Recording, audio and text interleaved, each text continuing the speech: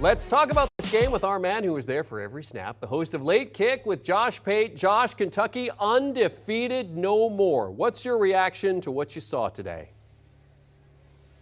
Turnovers, Jeremy, turnovers. Our lawnmower is out of here. He follows us every week, so I can hear you loud and clear. I thought coming into the game, you and I were talking like 3.5, 4 hours ago, and I said I was never more convinced than this day that turnovers were going to decide a game.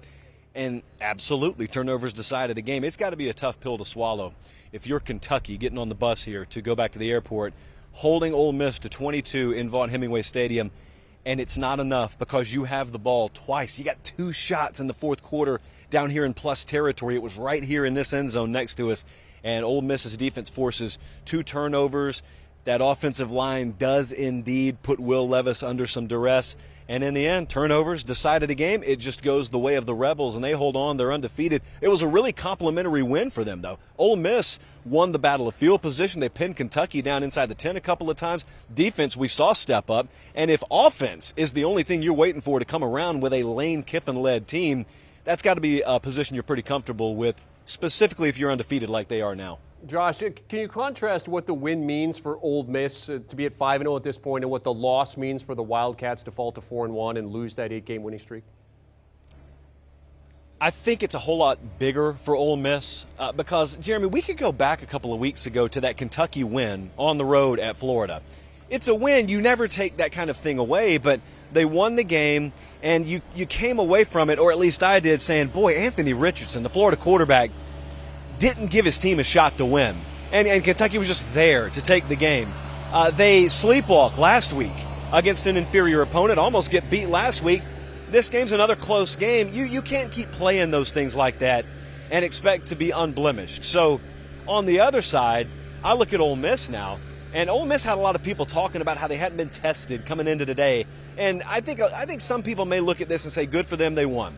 I think some more people may look at this and say, yeah, they won, but wait until they play better competition. Well, who's to say we saw the best of Ole Miss today? What if this is them just getting started? What if there's a couple more rungs on the old achievement ladder they have to climb this year? Yeah, Josh, let's see if we can get you out of there before the lawnmower returns for you. Kentucky gets South Carolina at home. There it is. Ole Miss go to Vanderbilt. Josh, you're on the road every Saturday. What was this experience like in Oxford for this game? Jeremy, there is a huge argument that happens every week. And hold on, he's backing up for you. You want me to tell him? I'll tell him. Jeremy says, hey. Jeremy says, hey. There we go. He didn't wave back.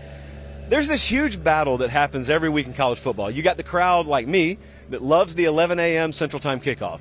Then you got people who actually have to come to the game and they don't like it. I felt they created a fantastic environment here today, despite that quote-unquote challenge. Now, you see we're bathed in sun here, so that did us a big favor. You know, we had a lot more favor during the game, as it turns out, than we do here after the game.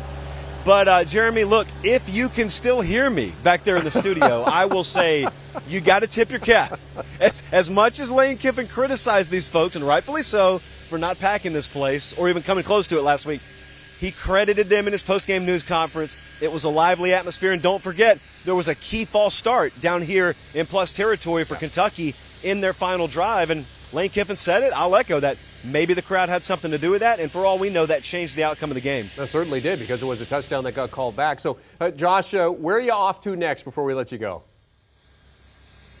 Well, I mean, we know we have a big showdown in Tuscaloosa next week with A&M at Alabama. We got to wait and see what they do tonight.